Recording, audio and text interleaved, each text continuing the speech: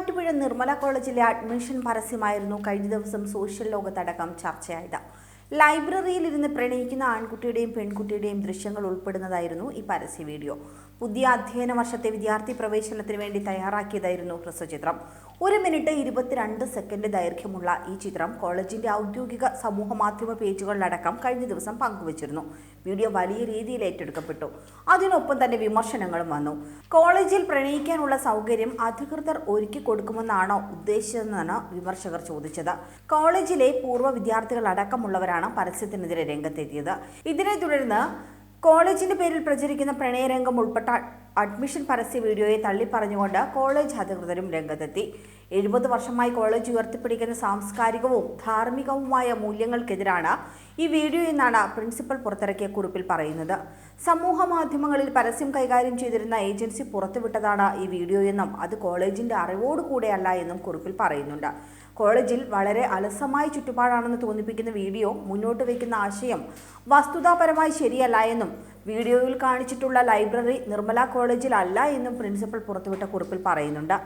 ചിത്രീകരണം പൂർത്തിയായി പ്രിവ്യൂ നടന്നപ്പോൾ തന്നെ ഇത് കോളേജിനെതിരാണെന്നും പ്രചരിപ്പിക്കാൻ പാടില്ല എന്നും പരസ്യ ഏജൻസിക്ക് നിർദ്ദേശം നൽകിയിരുന്നു. എന്നാൽ അപ്ലോഡ് ചെയ്ത കോളേജിന്റെ പരസ്യങ്ങൾക്കൊപ്പം ഇത് അബദ്ധത്തിൽ പ്രസിദ്ധീകരിച്ചു പോയതാണെന്നാണ് മാനേജ്മെന്റും വിശദീകരിക്കുന്നത്.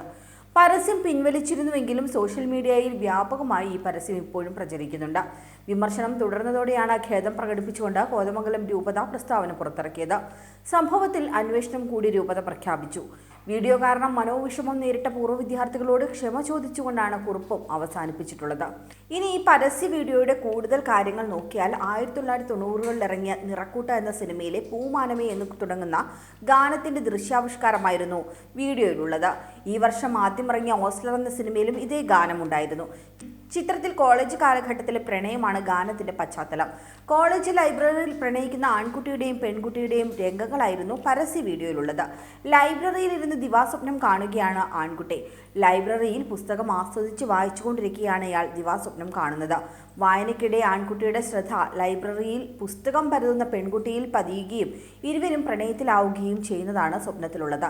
എന്നാൽ വീഡിയോ അവസാനിക്കുന്നത് ആൺകുട്ടി മുട്ടത്ത് വർക്കിയുടെ ഇണപ്രാവുകൾ എന്ന നോവൽ വായിച്ചുകൊണ്ടിരിക്കുന്ന രംഗത്തിലാണ്. അതായത് നോവൽ വായിച്ചു തീരും മുൻപേ ലൈബ്രറിയൻ വന്ന് മതിയാക്കാൻ ആവശ്യപ്പെടുന്നിടത്ത് വീഡിയോ അവസാനിക്കുന്നു. ഇതാണ് വീഡിയോയിലെ സസ്പെൻസ്. വായന നിങ്ങളുടെ മനസ്സിനെയും ഭാവനയെയും ഉണർത്തുമെന്ന് എഴുതി കാണിക്കുന്നതോടെയാണ് വീഡിയോയിലെ സസ്പെൻസ് മനസ്സിലാകുന്നത്.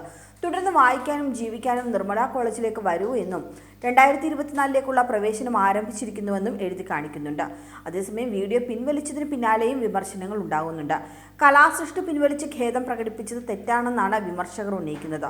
സമൂഹ മാധ്യമങ്ങളിൽ തരംഗമായ ഈ പരസ്യചിത്രത്തിൽ കോളേജിലെ വിദ്യാർത്ഥികൾ തന്നെയായിരുന്നു അഭിനയിച്ചത്. ചിത്രം വിവാദമായതോടെ അഭിനയിച്ച വിദ്യാർത്ഥികൾക്ക് നേരെയും സൈബർ ആക്രമണം നടക്കുന്നുണ്ട്.